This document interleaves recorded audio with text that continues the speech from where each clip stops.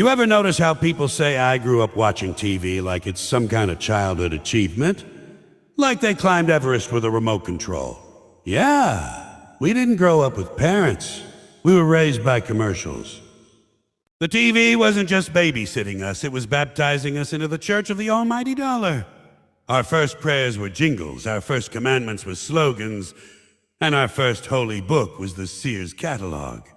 The ads didn't just sell us stuff. They sold us ourselves, as you, they said. You're the kind of person who drinks this cola, wears these jeans, drives this car. We didn't build personalities, we assembled them from product placement. Remember when you were a kid and cereal boxes looked more interesting than your parents? You'd stare at the cartoon tiger telling you you're a crew, while your father just looked tired. The tiger had more energy, more charisma, and better branding. Breakfast was never about nutrition. It was the morning ad sermon. Sugar-coated lies in every spoonful, and we swallowed them with pride. They told us it was part of a balanced breakfast, as long as the other parts were imaginary. And commercials. Man, they were magic. 30 seconds and you'd believe anything. They'd show a guy spraying deodorant and suddenly 10 women appear like a harem out of nowhere. You didn't question the logic. You just thought, I need that spray. That's how they got us. We didn't want the product. We wanted the reaction. We wanted the life the ad promised. No one ever wanted a car. They wanted the wind in their hair and the admiration in strangers' eyes. Ads never sold you an object. They sold you a fantasy with shipping included. We used to laugh at cults for believing in invisible gods. At least those people got free robes and some chanting. Our cult comes with a bill.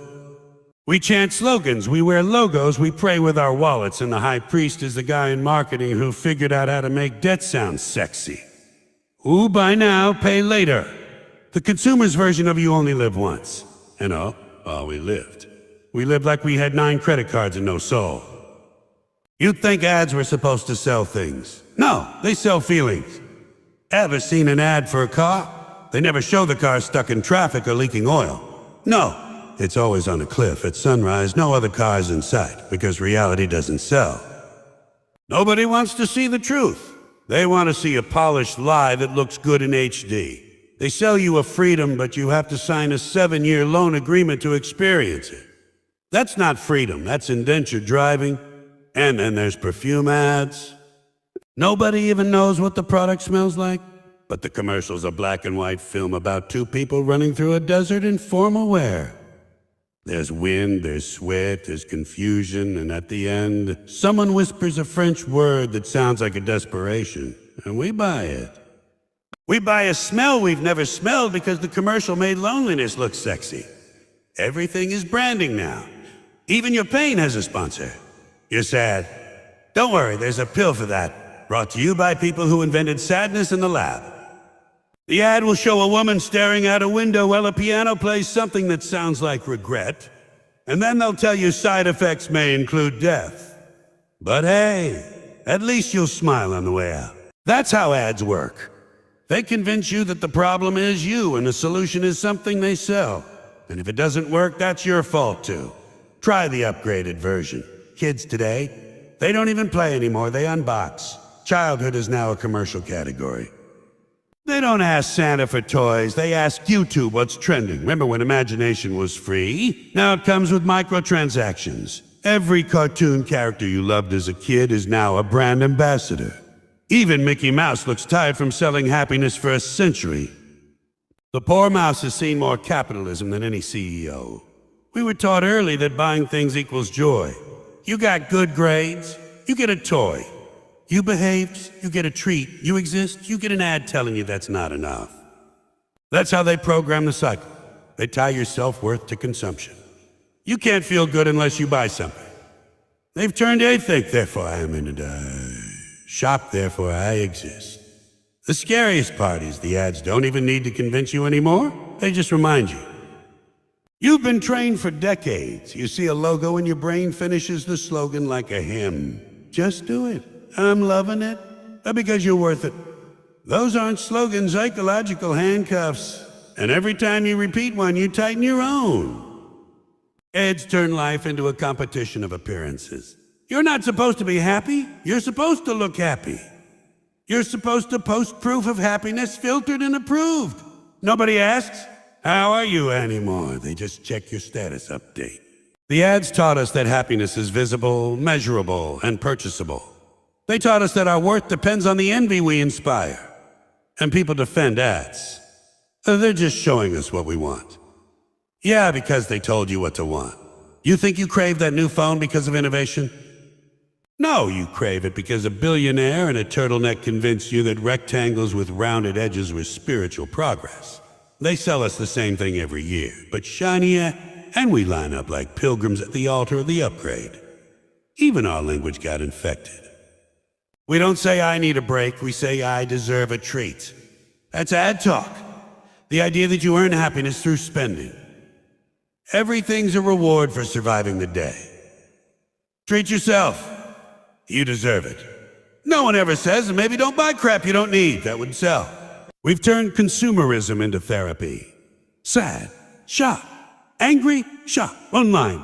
Shop online, it's quieter that way. We used to have neighbors. Now we have demographics. Used to have conversations. Now we have marketing strategies, and we don't even realize it because we're too busy competing for attention.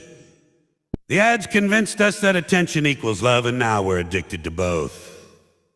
Every time you post something, you're doing free advertising for yourself, a walking, talking brand that sells nothing real. And ads don't just sell products anymore. They sell values, they pretend to care. Suddenly corporations have beliefs. A soda company wants to end racism. A sneaker brand supports social justice, as long as it doesn't interfere with production in their sweatshops. They tell us they care about the planet, then ship bottled water across oceans. They care so much, they put it on the label. Eco-friendly, because guilt is just another market segment. They even figured out how to make rebellion profitable. You can buy a Rebel t-shirts made by the same corporations you think you're rebelling against. They turn dissent into fashion. You're not fighting the system, you're accessorizing it. They sell you the illusion of individuality in both. Everyone's unique now, in the exact same way. And you can't escape it. Ads follow you everywhere: bus stops, billboards, bathroom stalls, your inbox, your thoughts. You can't even pump gas without a screen yelling at you about a burger. It's not marketing anymore, it's harassment. They've colonized silence. Even your dreams are sponsored. Ever wake up wanting a product you don't remember seeing? That's not coincidence, that's successful programming. We used to think advertising was about persuasion. No, it's about control. They don't just sell you things, they shape the way you see the world. They decide what's cool, what's shameful, what's a normal. They make you chase trends that expire faster than your paycheck. You can't catch up because you're not supposed to. You're supposed to keep running like a hamster on a branded wheel, and they know exactly how to get you. They study you. They test colors, sounds, words. They know that red makes you hungry, blue makes you trust, and green makes you feel moral. They can sell you poison if they wrap it in the right tone of sincerity. They don't need to lie outright. They just distract you long enough to agree. You ever notice how every ad makes you feel slightly inadequate? That's the trick. If you ever felt good enough, you wouldn't need them. So they whisper it softly. You're close, but not quite. And you listen, because deep down you already suspect it's true. They feed on insecurity like vampires in three-piece suits. They don't want happy customers. They want addicted ones. And people still say, "I'm not influenced by ads." Sure you're not. That's why you wear branded sneakers, drink the same coffee as everyone else, and think your phone is part of your identity. Ads work best when you think they don't. And it's like hypnosis. If you realize you're hypnotized, it doesn't work. That's why they keep you entertained. Keep you laughing, crying, distracted. A good ad isn't supposed to inform, it's supposed to numb. We've even confused choice with freedom. You get 50 brands of toothpaste, but no real say in anything that matters. Freedom of choice, they call it. Sure, as long as every choice makes someone richer. You can pick any flavor of slavery you like. Vanilla oppression, minty debt, or citrus disappointment, all in bright packaging. Advertising didn't just shape our economy, it rewired our culture. It taught us that everything has a price tag, even virtue. Charity isn't about helping anymore. It's about branding compassion. For every product you buy, we'll donate one to someone poorer.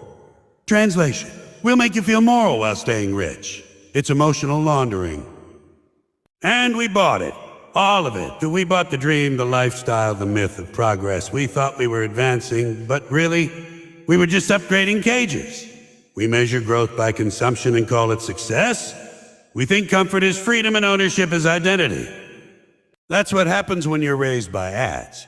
You stop knowing who you are without a product to define you. The world used to have philosophers, poets, and dreamers. Now we have influencers, people whose only philosophy is a click here. Their poetry is a product review, their dreams are sponsorship deals. They're the children of the ad age, born in a commercial, living in a hashtag. They don't need to sell out, they were never bought in. And here's the grand joke. All the ads that promised happiness, beauty, success, they all lead to the same checkout line, the same empty feeling after the package arrives. Because no one tells you what comes after the purchase, the silence. The realization that happiness wasn't in the box. So what do? You buy again? It's a loop. Capitalism's favorite melody. You see, when you're raised by ads, you don't grow up, you grow consumable. You become a customer before you become a person. You stop asking a why and start asking a how much. You stop dreaming because dreaming doesn't have a barcode.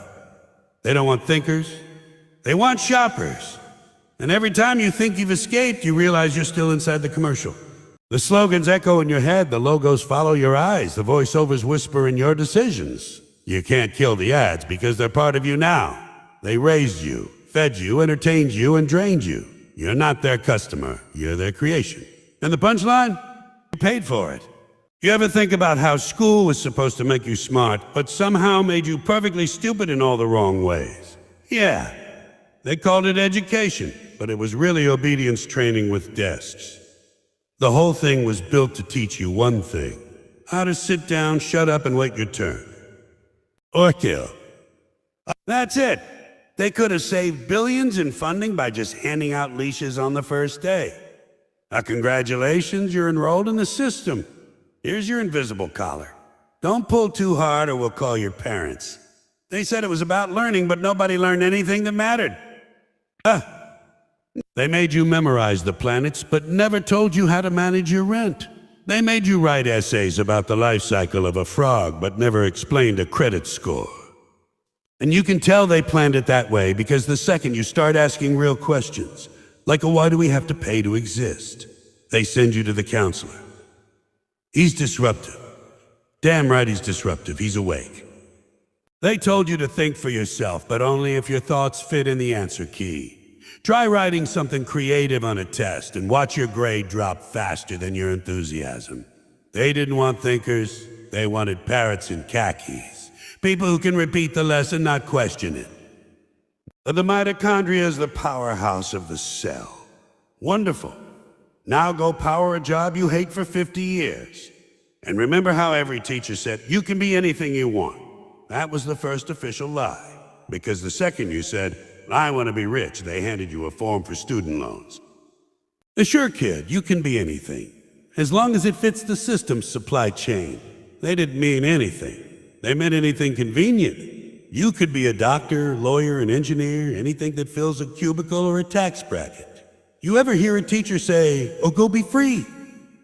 Hell no. They don't fund freedom, doesn't pay interest. They made you sit through history class, a highlight reel of patriotic fiction.